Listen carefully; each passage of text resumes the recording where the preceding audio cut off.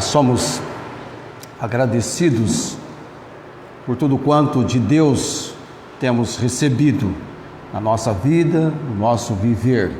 Eu sei que nós estamos aqui, principalmente aqui em Barretos, vivendo dias difíceis com a falta d'água, não é? Imagina você o dia inteiro abrir a torneira e nem ar está saindo. Ainda bem, né? Que se sair ar prejudica a gente, mas não tem água. E ontem pela manhã eu estava me preparando para fazer os pães que nós entregamos em favor de missões, e a dona Célia disse: não tem água, acabou a água. Eu imaginei, eu só preciso de 500 ml de água para que 8 pães sejam feitos. Então não é problema, 500 ml de água eu tenho. Mas ela se referia na questão da louça, daquilo que suja-se e precisa de água para lavar. Mas eu tinha 200 litros para esse propósito, esse objetivo. E aí na memória, eu senti saudade de quando eu tinha 12, 13 anos. No sentido assim, que o que aconteceu comigo nos 12, 13 anos, deu para tirar uma lição para um momento quando há falta d'água. Na nossa casa, a água era uma situação ilustre. Ela chegava ali pelas 7 da noite e partia pelas 6 da manhã. Então, quando ela chegava, havia o abastecimento. O abastecimento era feito. Nós tínhamos lá em torno de um abastecimento, não me lembro corretamente, mas de 700 litros num recipiente enorme. Ali abastecia 700 litros. E havia caixa, enfim. Era provisão, porque ela ia acabar. E por todo dia ficaríamos sem água. O bairro que eu morava era assim. Então não era novidade. Tinha hora marcada. Só que tem um detalhe. Ela chegava e ficava a noite toda. A de agora chega, dá um oi por algum tempo, não é? E depois vai embora. É uma questão de você se preparar também. Deus tem dado essa consciência para nós, né? Há momentos que você vai viver um momento mais crítico. Vai ser sempre assim? Não. Tanto é que em alguns momentos da minha vida, com 12, 13 anos, eu tinha que acordar às 4 da manhã para fazer o trabalho com água que requeria água. Foi algumas vezes só. E aí eu lembrei, não, já tivemos uma experiência assim e sobrevivemos.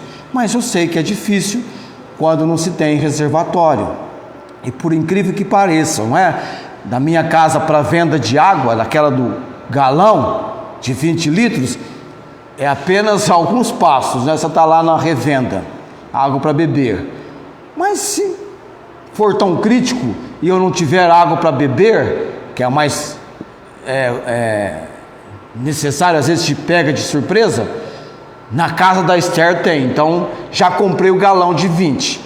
Se faltar para beber, eu vou lá no prédio da Esther. Também é pertinho. Deus já colocou ela pertinho da gente lá. Mas por outro lado, irmãos, orem por chuva. Orem. Deus está querendo ouvir nossas orações por chuva. Está faltando chuva e Deus está aguardando o meu povo se humilhar, orar e buscar a minha face. Você sabe que hora que eu acordei para aguardar a chegada da água hoje pela manhã? Às 5 eu já estava em pé. 6 ainda não tinha chegado. Eu falei, o quê? Eu vou orar. Deus, eu não sei quem é que vai abrir essa água, mas eu estou orando, porque o Senhor tem controle sobre a água. E aí a água veio, não só lá em casa, mas em outros lugares também, não é assim? Podemos orar, tá?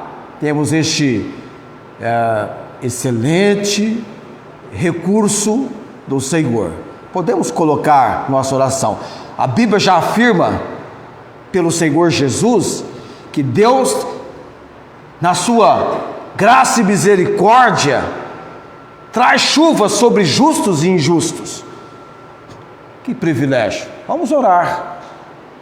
Não importa que não haja uma evidência de formação de nuvens, a chuva virá, ainda que a nuvem comece do tamanho de uma mão. Amém? Porque Deus vai do difícil para o impossível. É o agir dele.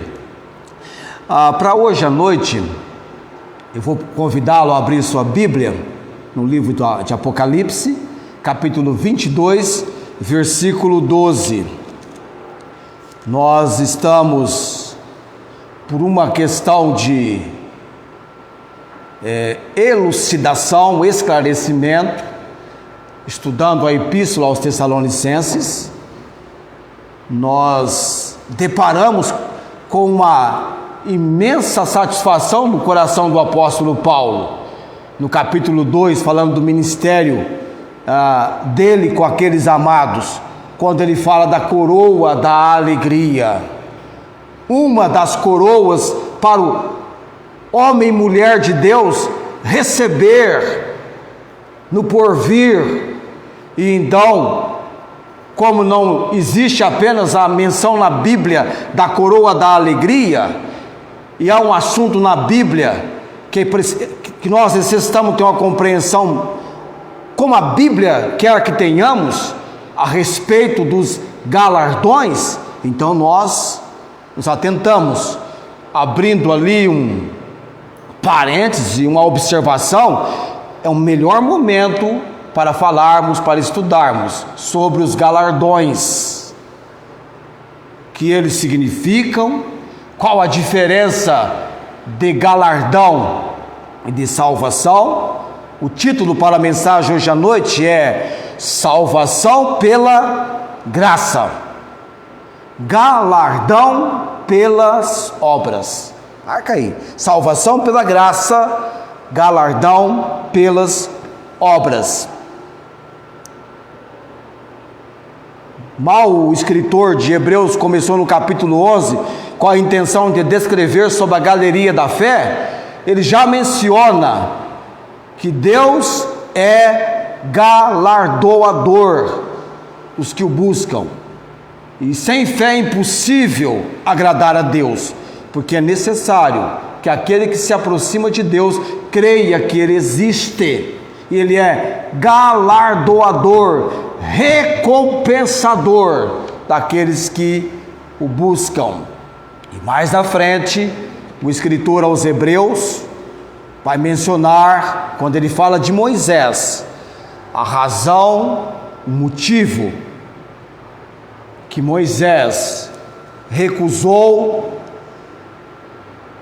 ser chamado filho da filha de Faraó, recusou por um tempo ter a satisfação, o gozo do pecado, escolhendo antes ser maltratado com o povo de Deus, conforme registra Hebreus 11, versículo 25, escolhendo antes ser maltratado com o povo de Deus, do que ter por um pouco de tempo o gozo, a satisfação do pecado. Por que Moisés tivera tal procedimento? Por quê? O que levou Moisés a fazer essa escolha? O que levou Moisés a ter essa atitude? Abrir mão de uma excelente condição de vida que ele poderia ter no Egito. Ele era filho adotivo da filha de Faraó. O versículo 26 vai descrever essa realidade.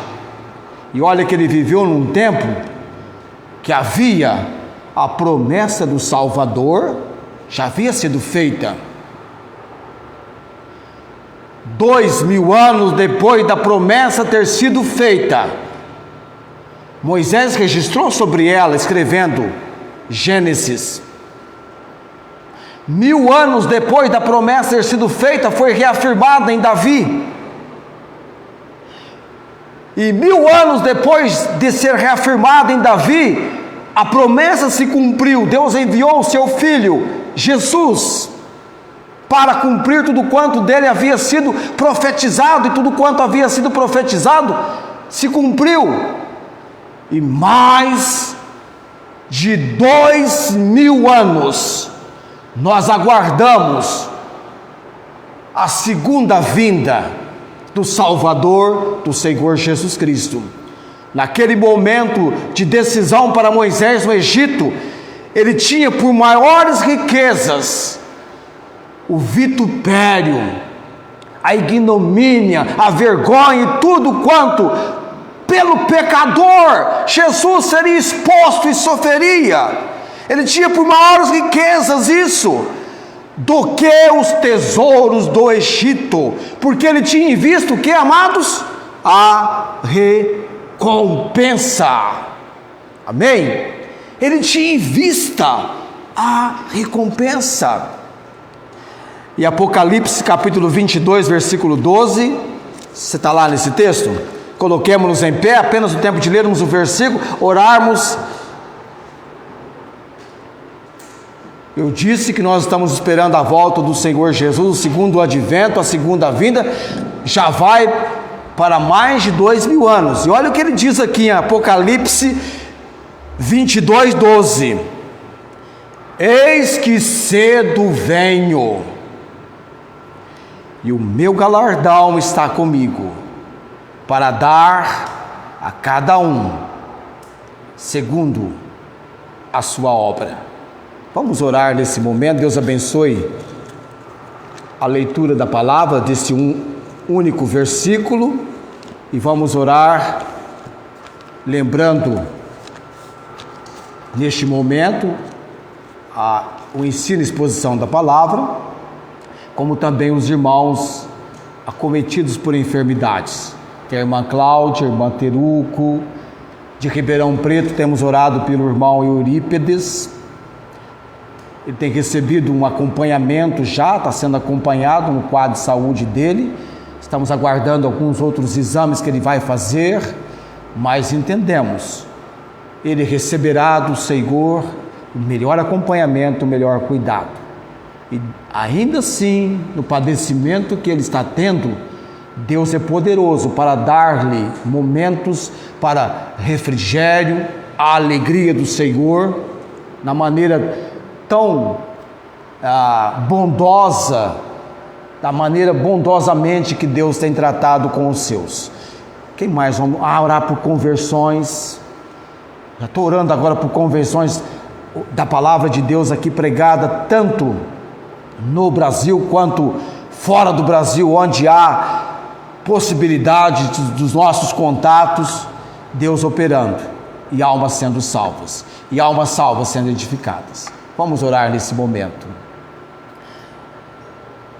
Nos entregamos, Senhor Deus, a orar em favor desse nosso tempo de ensino da palavra do Senhor, vindo do Senhor, no agir do Santo Espírito, aquela obra, despertando-nos, ó Deus, o entusiasmo, o interesse pela palavra do Senhor, que possamos dizer para nós mesmos, cada um aqui dizendo: Deus, fala comigo, desperta-me, torne a palavra real, indispensável, que através dessa palavra tenhamos aquela compreensão, aquele entendimento, que talvez ainda não tínhamos noção da importância desse entendimento, dessa compreensão.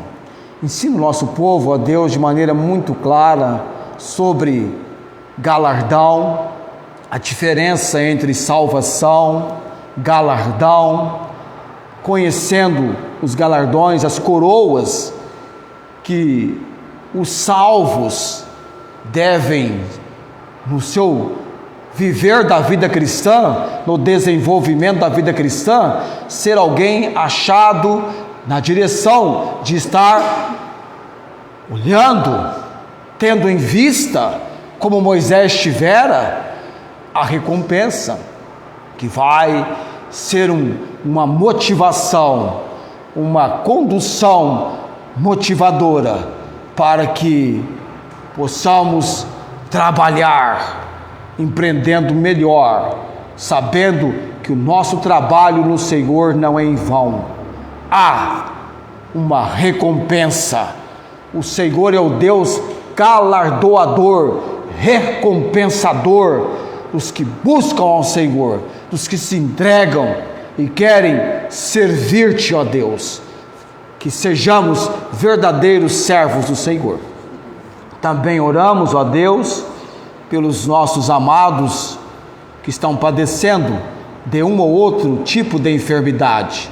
Irmã Teruco, ó Deus, acho que ela está em São Paulo. Dá-lhe, Deus, a quietude, o refrigério que ela necessita, a paz que vem do Senhor. Também a irmã Cláudia, ó Deus, o Senhor tem sido maravilhoso na compreensão que nós temos tido, e eu tenho orado por ela, Deus, porque eu sei que o Senhor é poderoso para dar-lhe a visão que tivera Moisés aos 120 anos de idade, se for do propósito do Senhor. A minha oração, ó Deus, restaura a visão da irmã Cláudia, Pai. Manifesta a tua graça, o teu poder. E oramos também pelo irmão Eurípides lá em Ribeirão Preto. Estamos descansando no Senhor e na providência do Senhor. Conduza, ó Deus, toda a equipe médica e tudo aquilo que será necessário que ocorra, e eu tenho a convicção de que do Senhor teremos um procedimento onde poderemos dizer: obrigado, Deus, a graça do Senhor nos basta.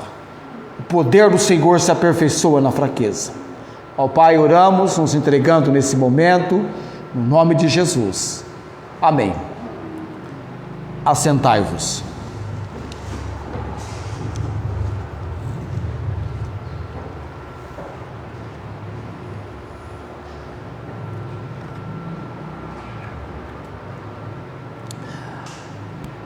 Eis que cedo venho.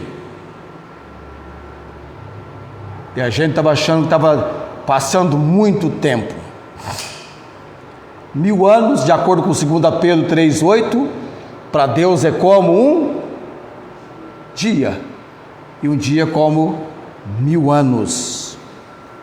Salvação pela graça, galardão pelas obras. Não podemos desenvolver a nossa salvação separada de uma atitude cristã correta. Por isso é muito importante que cada pessoa tenha uma consideração correta de onde começa a vida cristã. Onde começa a vida cristã? A vida cristã para o pecador perdido começa exatamente no mesmo lugar que começou para o pecador salvo, que já tem essa compreensão de conhecimento de estar em Cristo. Se alguém está em Cristo, segundo aos Coríntios 5,17, é uma nova criatura. As coisas velhas já passaram, eis que tudo se fez novo. Onde é que começa a vida cristã? Vou mostrar para você. O mesmo lugar que ela começou para todos nós aqui, na cruz do Calvário. Amém? Na cruz do Calvário, Deus em Cristo julgou o pecado do pecador que agora está em Cristo. Você sabia disso? O julgamento que decidiu para nós céu ou inferno, porque eu mencionei na mensagem anterior que depois dessa vida há uma eternidade, e onde você passará a eternidade é muito importante você considerar. Eu tanto trabalhei isso, falando sobre depois dessa vida é uma eternidade, e onde você passará a eternidade, que eu já me vi, como mencionei semana passada, sonhando que eu estava partindo para a eternidade. Irmã Ângela está ali achando engraçado, não é? Mas temos que ter em vista o porvir. Para onde você está indo? A vida física, ela será acometida pela morte física. Ninguém está aqui com garantia de ser o homem e mulher bicentenário. Já assistiu aquele filme, O Robô Bicentenário? Ele desistiu de ser robô bicentenário. Ele queria ser humano. Por quê? Os humanos morrem.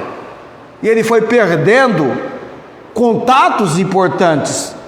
Vocês nunca assistiram o Robô Bicentenário?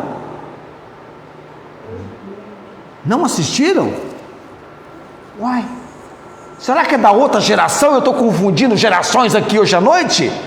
Será que esse filme é da outra geração?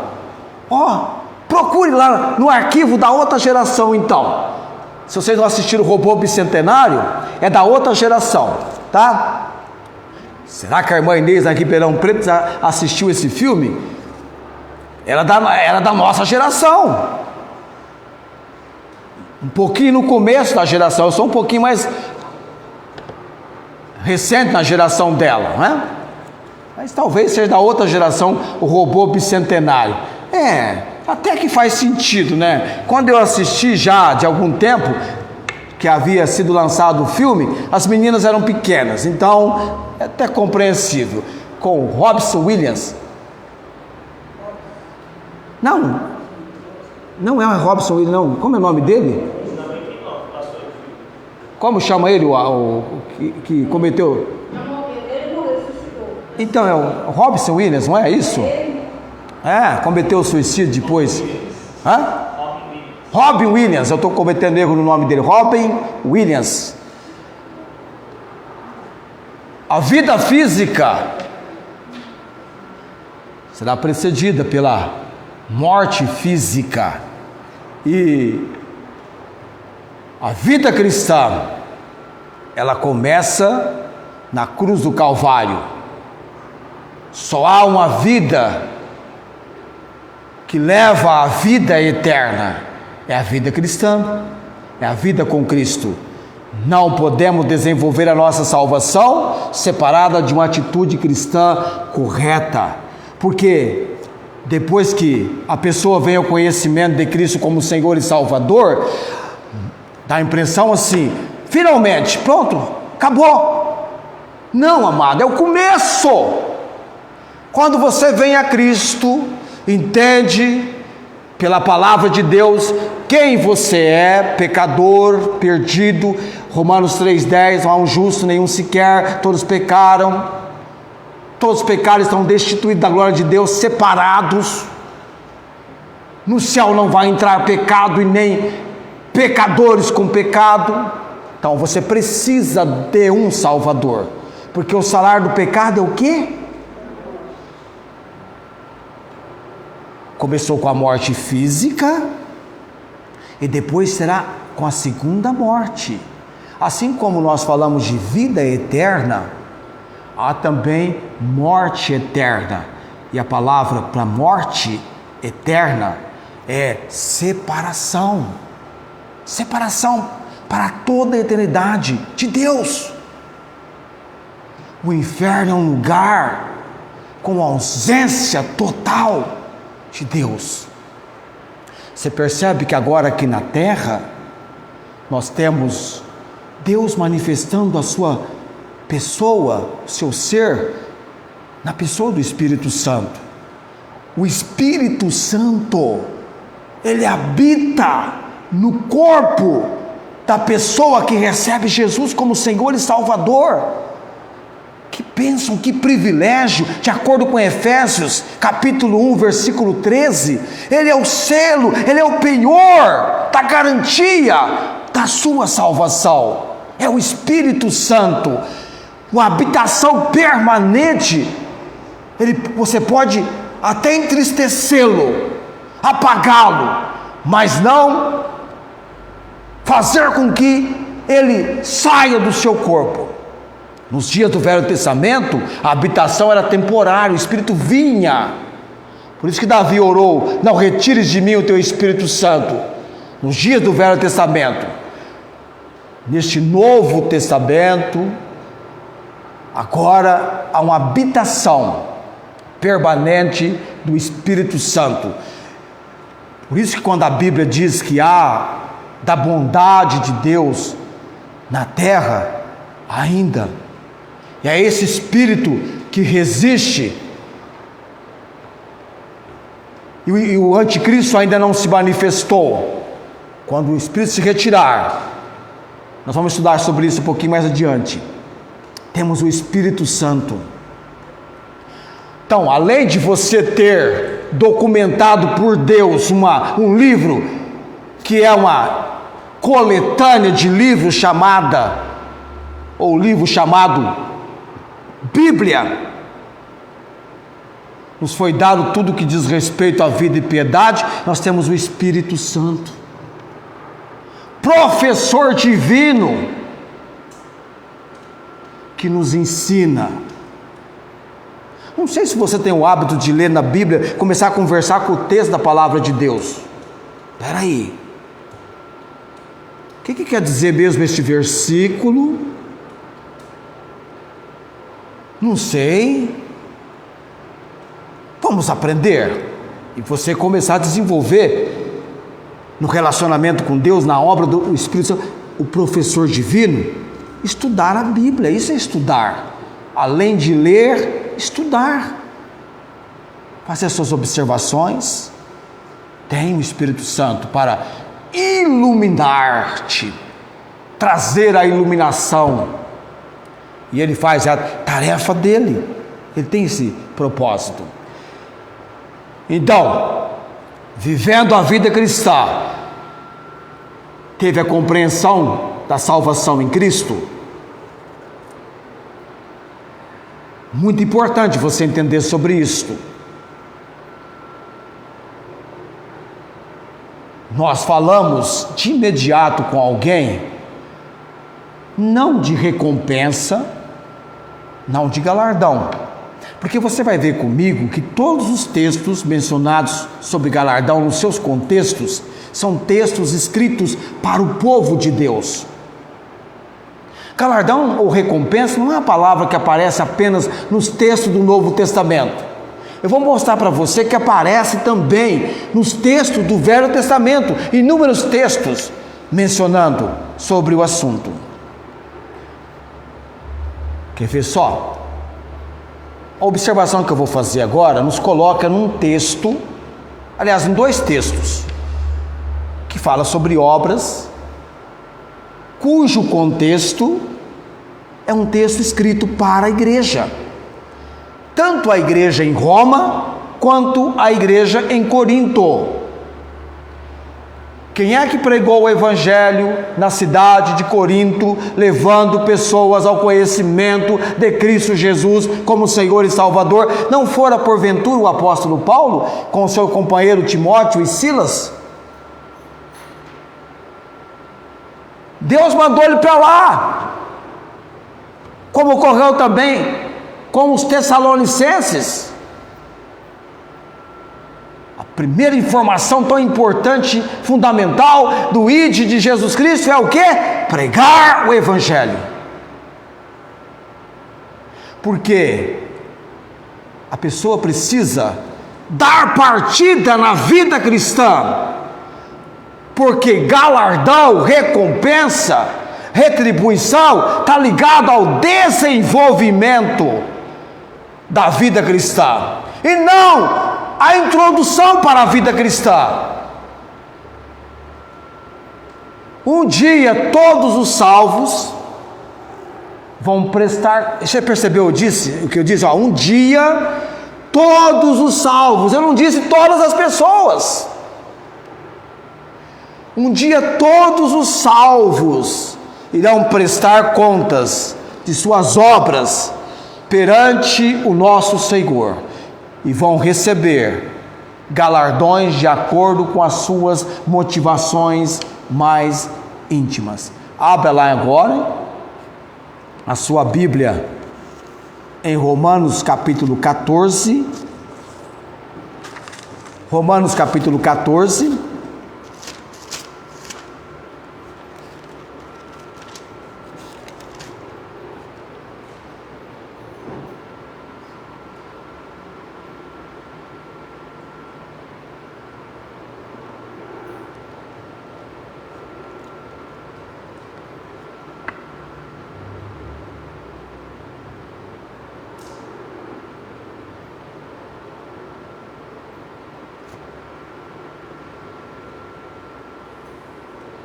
Romanos 14, abriu lá?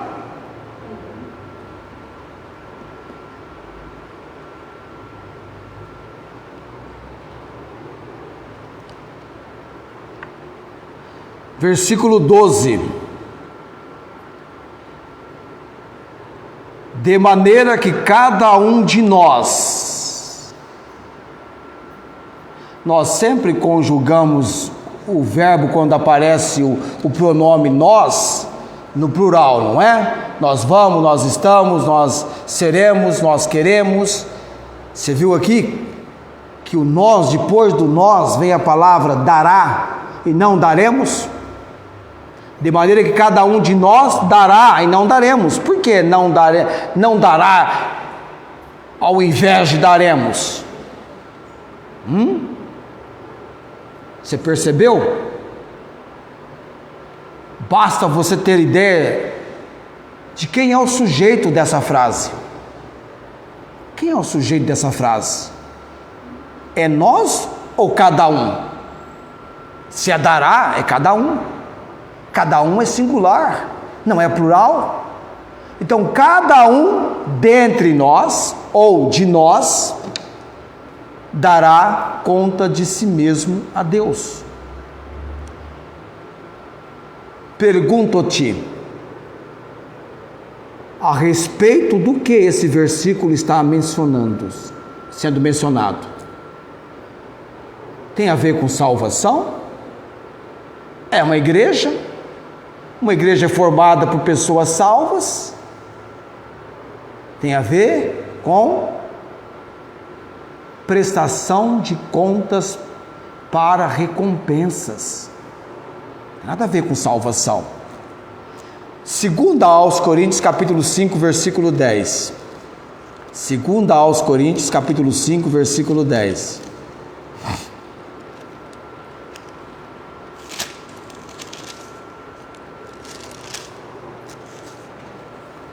Antes que eu leia o versículo 10, porque o versículo 10 fala assim, ó.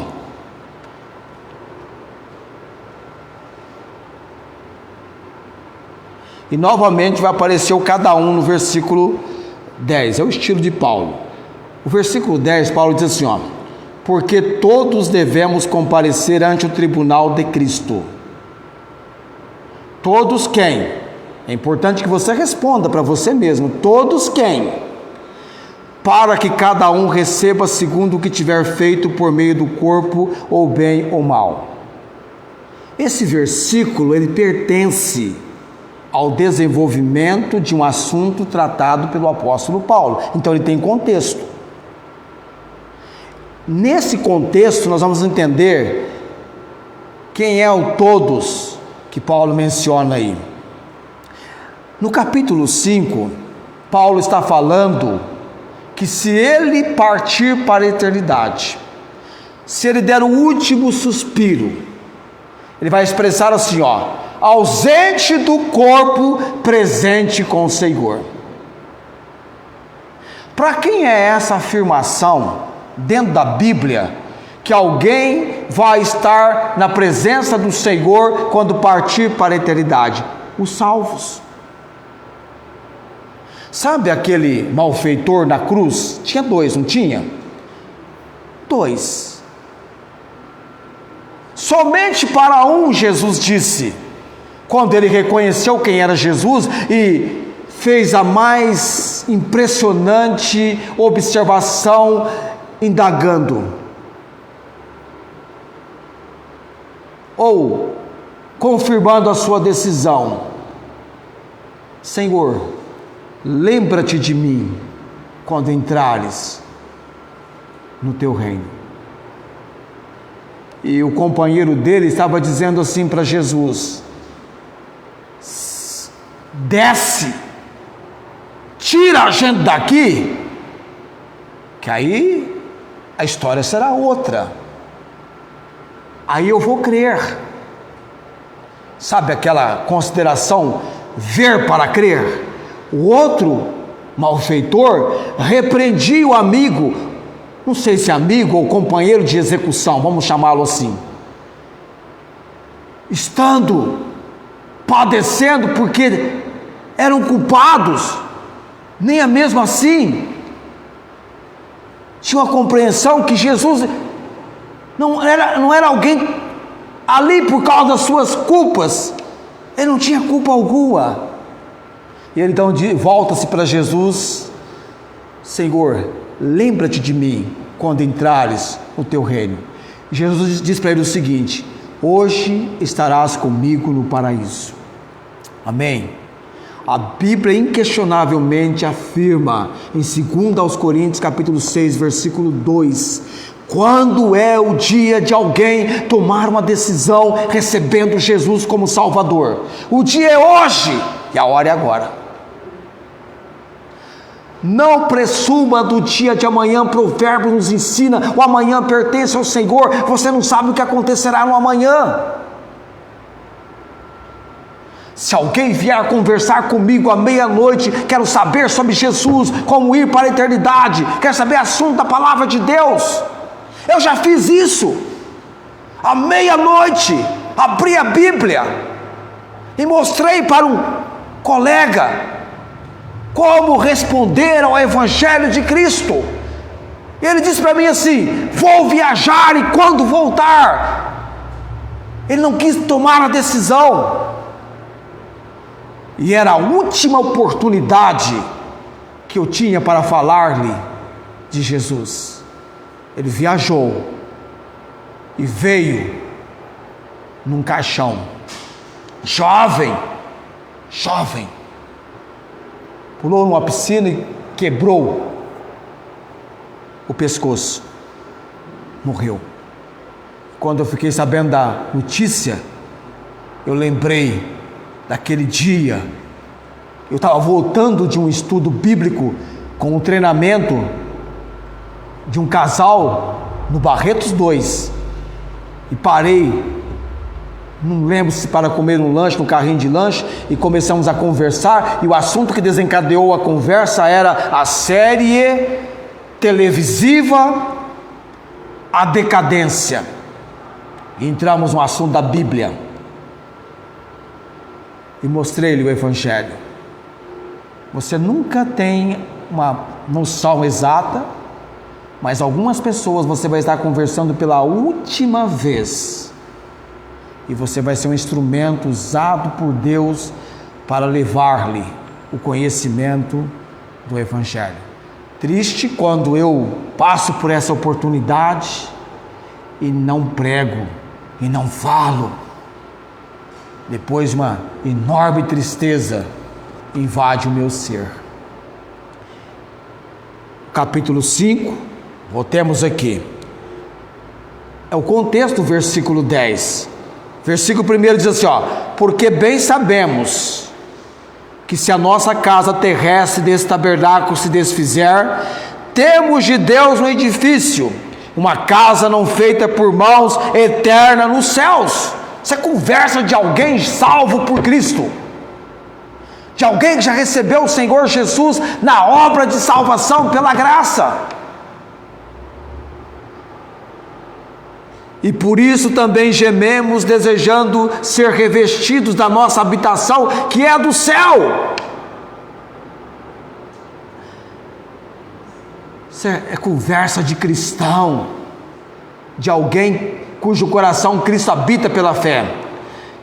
Se todavia, estando vestidos, não formos achados nus, porque também, versículo 4, também nós os que estamos neste tabernáculo gememos carregados, não porque queremos ser despidos, mas revestidos, para que o mortal seja absorvido pela vida.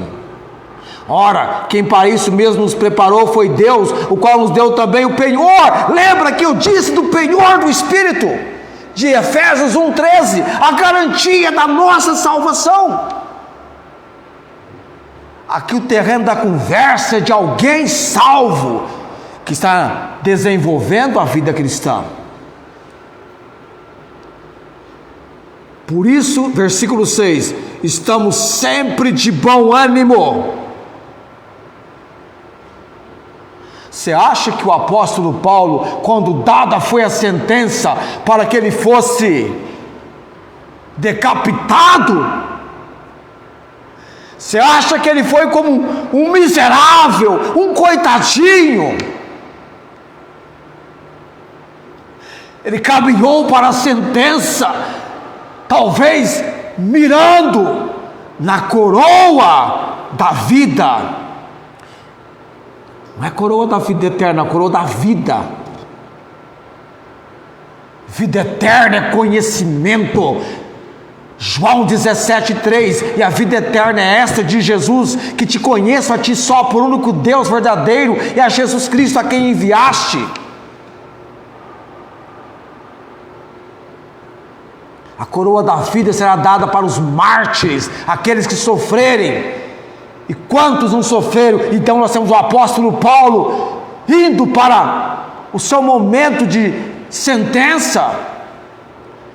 Por isso estamos sempre de bom ânimo, sabendo que enquanto estamos no corpo, vivemos ausentes do Senhor, porque andamos por fé, versículo 7, não por vista. Mas temos confiança e desejamos antes deixar este corpo para habitar com o Senhor. Percebe? Não é alguém que está aguardando chegar o momento em que as obras dele será colocada na balança de Gabriel, e se as boas pesarem mais do que as más, então ele vai para a eternidade com o Senhor. Não, ele está indo para a eternidade com o Senhor.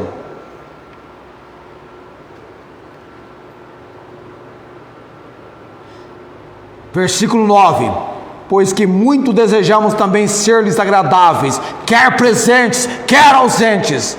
Aí então ele vai dizer as palavras do versículo 10, porque todos devemos comparecer ante o tribunal de Cristo. Esse tribunal é chamado no grego de bema, que era exatamente este lugar que os competidores das atividades vinham para receberem os seus prêmios, as suas recompensas, neste tipo de tribunal, para que cada um receba segundo o que tiver feito por meio do corpo, ou bem ou mal. Porque no desenvolvimento da salvação, Deus já notabilizou na palavra dele, já destacou, já enfatizou, Efésios capítulo 2, versículos 8, 9 e 10. O texto é claro: a salvação é pela graça.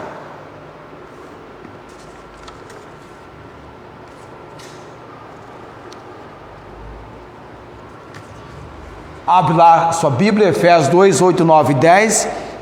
Vamos ler.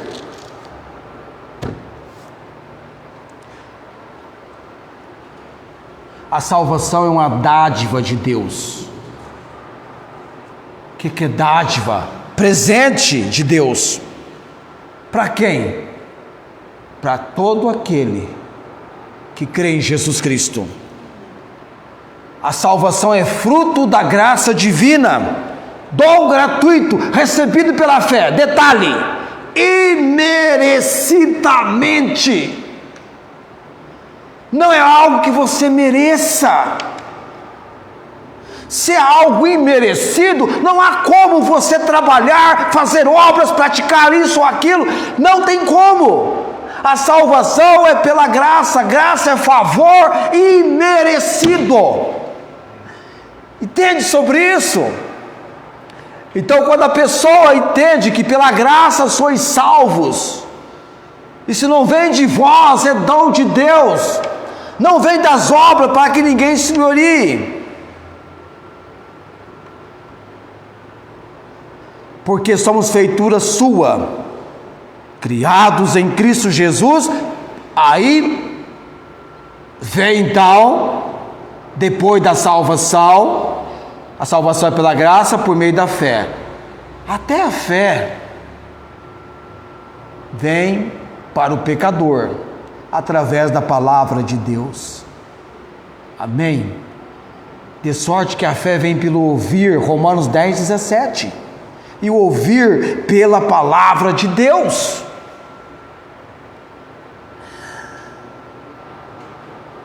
O galardão é um reconhecimento, a recompensa, isto é, minha salvação depende totalmente da obra de Cristo na cruz, conquanto a questão do galardão que eu vou receber depende da minha obra feita para Cristo na vida que agora eu tenho, nesse viver de agora.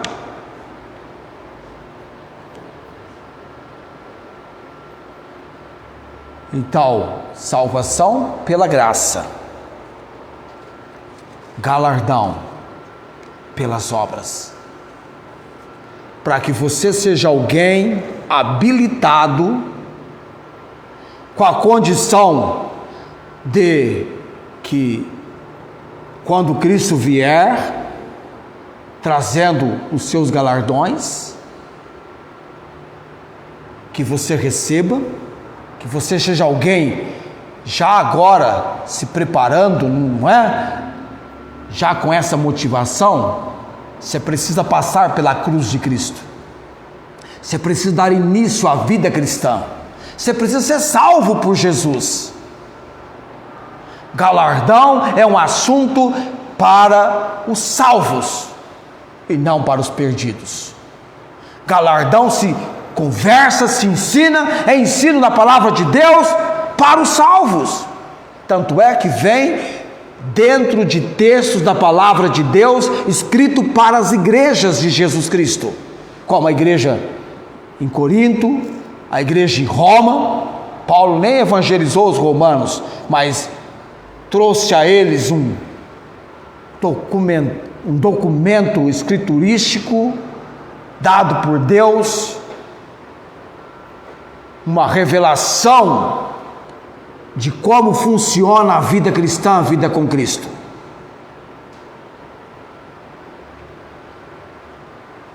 O bema, que é o julgamento onde nós prestaremos conta das nossas obras, não é um julgamento para a salvação, é um julgamento onde não será julgado o praticante, não é o praticante que vai ser julgado, não é a pessoa que vai ser julgada, é a obra. Nós vamos falar ainda sobre isso. É a obra que vai ser julgada, e não o indivíduo. É a obra que vai ser provada pelo fogo. 3 tipos de obras com os materiais resistentes ao fogo: ouro, prata e pedras preciosas, vão permanecer. 3 tipos de obras promocionais, no interesse pessoal, não da maneira como Deus quer que seja feita, madeira, feno e palha, não passarão pelo fogo, vão ser queimadas. Vai haver detrimento, diz o texto lá em 1 Coríntios capítulo 3, vai sofrer detrimento, perda, mas o tal será salvo, todavia, como pelo fogo, porque salvação tem a ver com a obra de Cristo na cruz do Calvário, tomando sobre si o meu e o seu pecado. Lembra na mensagem passada, quando eu disse, pregando, quando a pessoa vem a Cristo: ó Galileu, venceste, és o meu Senhor, o meu Salvador. Lembra que eu disse? Que Cristo falou: se alguém quer vir após mim, negue a si mesmo, tome a sua cruz e siga-me. Essa ideia. Agora eu estou em Cristo, eu estou no desenvolvimento da vida cristã. Tudo quanto eu fizer agora, nesse desenvolvimento da vida cristã, está voltado para a questão dos galardões. Olha que Deus, ele se apresenta como Deus recompensador. Paulo, quando apresenta em Filipenses as suas credenciais, ele vai dizer que ele foi circuncidado ao 8º dia, da linhagem de Israel, da tribo de Benjamim, hebreu de hebreus, melhor dos hebreus, segundo a lei foi fariseu, perseguidor da igreja, segundo a justiça que é na lei, irrepreensível. Mas o que para mim era ganho, reputei-o perda por Cristo, e tenho também por perda todas as coisas, pela excelência do conhecimento de Cristo Jesus, meu Senhor, pelo qual sofri a perda de todas as coisas, e as considero como esterco, para que possa ganhar a Cristo, e ser achado nele. E aí então ele vai mencionar em Filipenses, neste capítulo que eu estou, capítulo 3 de Filipenses, para conhecê-lo e a virtude da sua ressurreição, versículo 10, e a comunicação de suas aflições, sendo feito conforme a sua morte, para ver se de alguma maneira posso chegar à ressurreição dentre os mortos. Não que já tenha alcançado o que seja perfeito, mas prossigo para alcançar aquilo para o que fui também preso por Cristo Jesus. Versículo 13: irmãos, quanto a mim não julgo que haja cansado, mas uma coisa faço, e é que, esquecendo-me das coisas que atrás ficam, e avançando para as que estão diante de mim, prossigo para o alvo, para o prêmio da soberana vocação de Deus em Cristo Jesus. Moisés agiu da maneira que agiu, tomando decisões que tomou, recusou toda a oportunidade de satisfação, gozo do pecado, a vida que poderia ter no Egito, porque teve por maiores riquezas o vitupério de Cristo do que os tesouros do Egito, porque tinha em vista a recompensa. E a recompensa nós temos notabilizado, são os prêmios de Deus na vida cristã. Geralmente as pessoas nas igrejas compreendem que galardão é uma recompensa por serviços prestados, uma espécie de condecoração, de prêmio, por um reconhecimento por trabalhos ou por trabalho realizado. Alguns até consideram o galardão como uma honraria, uma condecoração, um reconhecimento para o galardoado, que vai estabelecer para ele uma distinção dos demais. Agora alguém pode pensar assim: se no céu, ou no momento em que encontrarmos com Cristo, no bema, no tribunal de Cristo, vai ser dados os galardões. Eu não sei quantos galardões, ou as coroas, elas são 5. Já vejo Paulo recebendo a coroa da alegria, a coroa da vida, a coroa da justiça, a coroa da glória e a coroa incorruptível. Já vejo Paulo recebendo as 5. Vamos falar sobre cada uma delas, menos a alegria, que eu já falei da coroa da alegria. Na obra de Deus não há desemprego. Eu falei para você, mencionei para você, onde você passará a eternidade é uma questão. O que será a eternidade para você é uma outra questão. O que será a eternidade para você? A maneira como você lida com a vida cristã hoje, a maneira como você considera a vida cristã, já viu aquela pessoa que ela tem o alvo de ser um servo servindo. Não é uma pessoa perfeita, ninguém é perfeito, mas ela quer ser usada por Deus, ela quer fazer a obra de Deus, ela entende que ela é apenas instrumento, ela será usada por Deus, não importa o tipo de geração que ela está vivendo. Para Deus não há impossíveis. Amém? Nós poderemos impactar o mundo tão somente dizendo: Deus, usa-me, capacita-me. Se eu e você ignorarmos o estado de perdição das pessoas próximas a nós estamos dizendo assim: Deus, não estou nem aí para essa história de coroa da alegria.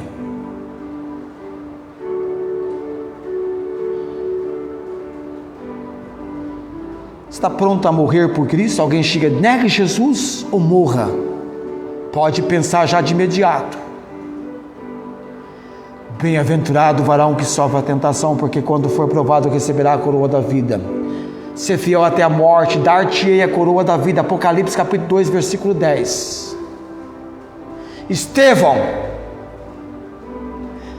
já é alguém há muito tempo que encerrou seus dias, ele tem coroa da vida. Marte, Pedro, observe na Bíblia, homens e mulheres de Deus. A vida cristã, a vida com Deus, vai do momento difícil para o momento impossível. Você vive as situações miraculosas, de milagres de Deus, do cuidado e do agir dele. Eu entendo que Deus quer tratar conosco na questão dos galardões. Eu não vejo a hora de passar para o capítulo 3 de 1 aos Tessalonicenses. Mas eu entendo que estamos no curso do ensino da palavra de Deus. Se há uma coroa da alegria e há outras mais, e nós precisamos entender a diferença entre salvação e galardão, eu tenho orado ao Senhor para me ensinar. A semana que vem eu já vou tocar na coroa da vida e possivelmente na coroa, creio eu que na coroa incorruptível, lá de 1 aos Coríntios capítulo 9, quando Paulo fala: todos correm no estádio, mas só um leva o prêmio, correi de tal maneira que o alcanceis.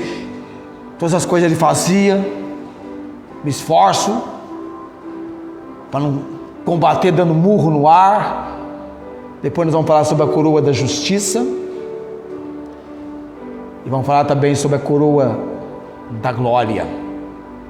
Mas eu quero mostrar a semana que vem a palavra grega para galardão, tanto no sentido de recompensa e salário, como no sentido de retribuição, mistos e antapodoses, são as duas palavras gregas para galardão. Coroa tem a palavra diadem, que é de realeza, e tem uma outra palavra que me foge à memória agora, mas eu vou marcá-la para mencionar para você a semana que vem.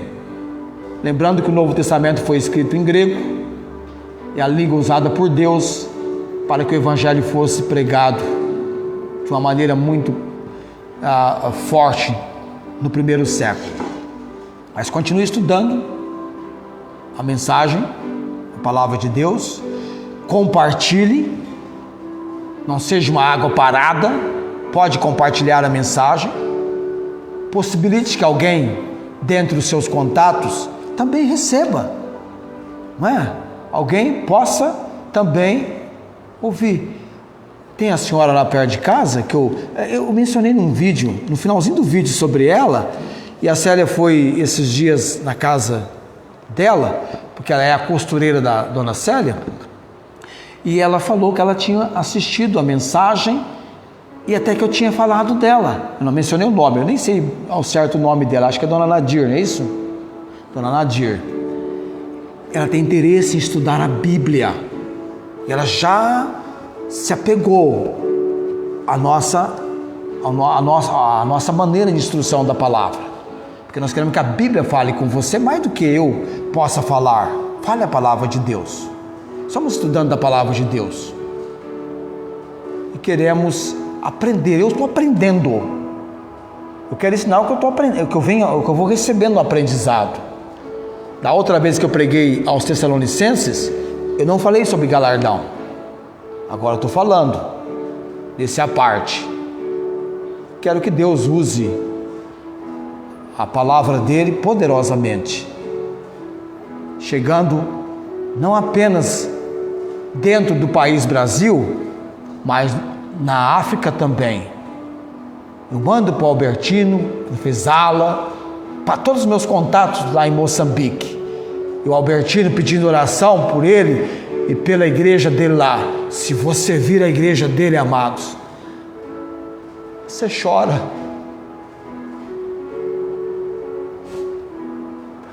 Mas há uma igreja. Eu vou mandar o vídeo para vocês. Deus está usando em Moçambique.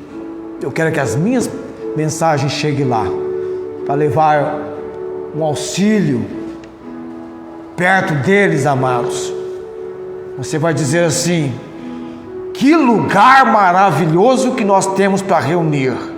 Quisera pudéssemos transportar esse lugar para lá, o lugar que nós estamos aqui, e o recurso que nós temos. Mas eles entendem, eles estão recebendo o auxílio, o recurso do mesmo Deus que nós recebemos. Eu quero no tempo futuro que a nossa igreja participe do trabalho missionário, enviando ofertas para este pastor, este homem de Deus Albertino, lá em Moçambique. Irmãos, se eu tenho no meu Face, nem sei quantos contatos, chamados amigos eu tenho, ele passa de 4.000. Não tem quantas pessoas aqui no Brasil, das igrejas aqui, tem Albertino Notiaia. Ele tem muitos contatos no Brasil. Muitos.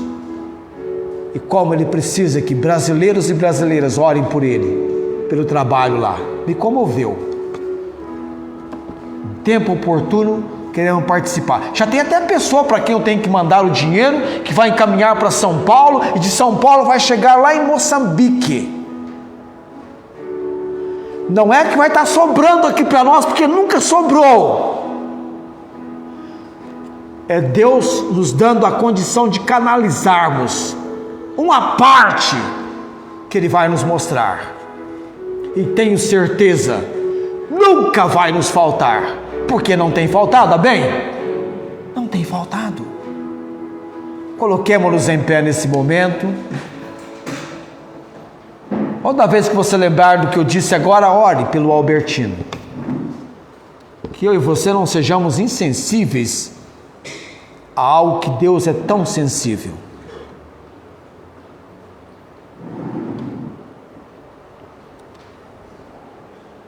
O Senhor é o meu pastor, e isso é tudo que eu preciso.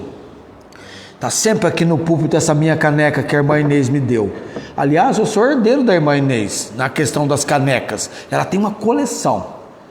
Uma parte daquela coleção dela, quando ela partir, se eu não partir primeiro, e ela partir primeiro do que eu vou herdar as canecas da irmã Inês. Precisa até registrar isso, né? Olha, animado, gosta dessa caneca aqui. Se alguém quebrar essa minha caneca. Está aqui do outro lado assim, Pastor João, até tem uma gravatinha borboleta. Sempre aqui no púlpito. Vamos orar nesse momento. Deus abençoe você. Deus te trouxe aqui hoje à noite. Deus nos trouxe aqui. Deus tem planos, propósitos para a nossa vida. Vamos orar nesse momento. Te agradecemos, Deus bendito, pelo poder, pela autoridade que vem da palavra do Senhor. Deus, que sejamos despertados pelo Senhor, além de leitores, estudantes, memorizadores, bem como praticantes da palavra do Senhor. Não na nossa força fraquinha, mas pela graça do Senhor.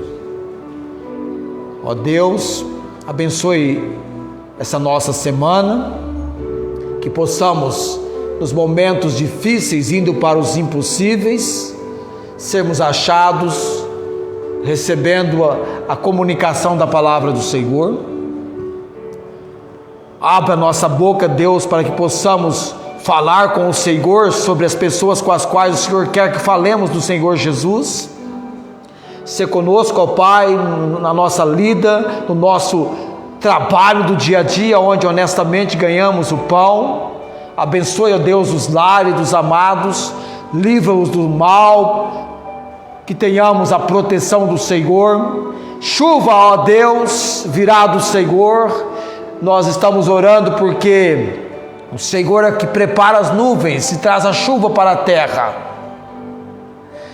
Nos conceda, ó Deus, a bênção da chuva, e que quando ela cair, possamos louvar e acompanhando aquele barulho da chuva, bradarmos perante o Senhor, celebrarmos com júbilo perante o Senhor. Nos dê essa sensibilidade, Deus.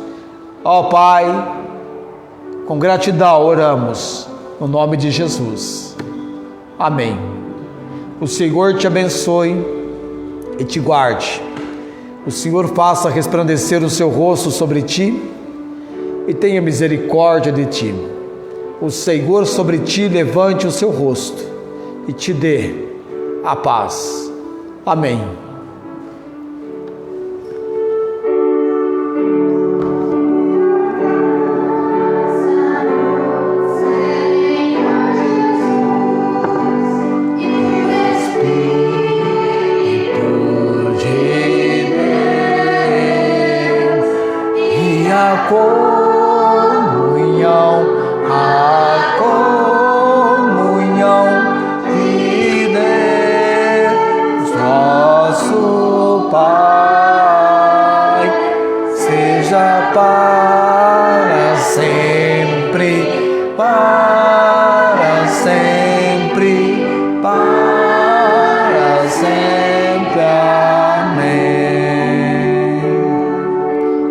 Amém. Deus abençoe a todos.